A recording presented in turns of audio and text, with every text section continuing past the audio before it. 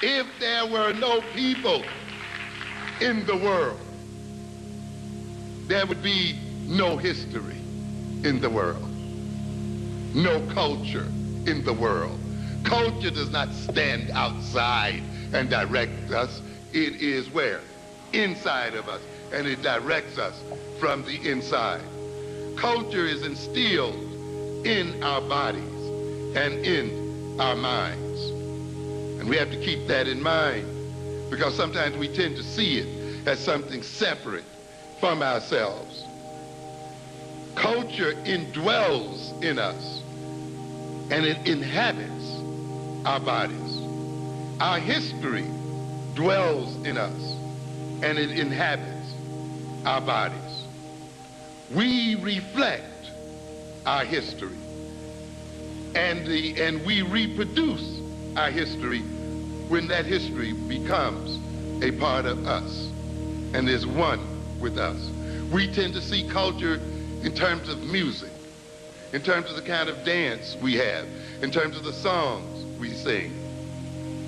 And that is a part of culture. But ultimately, culture is deeper than that. Culture is a way of thinking.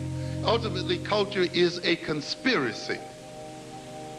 That is, it is a means by which a group of people organize the way they think, organize the way they believe, organize the way they see the world, so as to create a consciousness by which they can cooperate in achieving certain ends, so that they can mutually aid each other and gain ends that they cannot gain as separate individuals.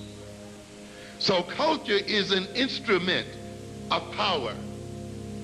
The individual through culture extends his power, and the culture extends the power of the group. When we talk about music and song and dance, what we are talking about here then is how culture ultimately comes to be implanted in our bodies. You see, we tend to look at song and dance and music as entertainment. And this is our serious mistake. We have a lot of our youth out there looking at music as mere entertainment. When we say that we are being enculturated, it means that a spirit is being implanted in us by the culture. It means our group is instilling in our bodies and in our minds a possessing spirit, such that when our culture calls our name, we respond to it.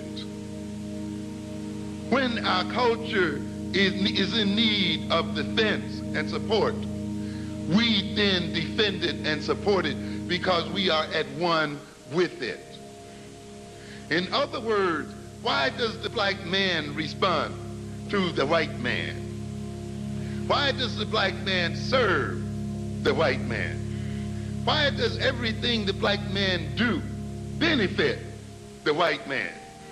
Why does the black man say freedom is doing what I want to do?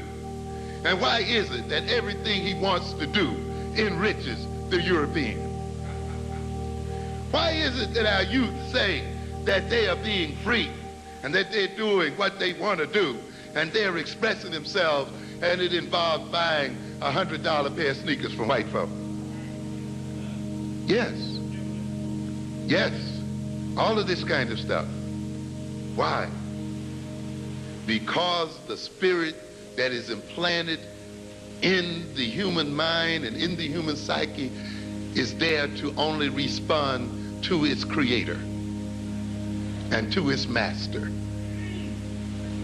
And therefore, when you let another people generate a spirit in you, when you let another people generate certain values in you, when you let another people generate a certain look, generate a certain reality for you, when you let another people let you see yourself in a particular sort of way and see your own people in a particular sort of way, they have implanted a spirit, and that spirit has been created by them, and that spirit only responds to them. And it only responds to them in terms of furthering their interest and working against the interest of the body it possesses. And this is why there's that self-destructive spirit in us. Because the demon that possesses a body is not there for that body. It is there for the creator that placed it there. And if necessary to obey its creator, it destroys that body. It will destroy the body it inhabits.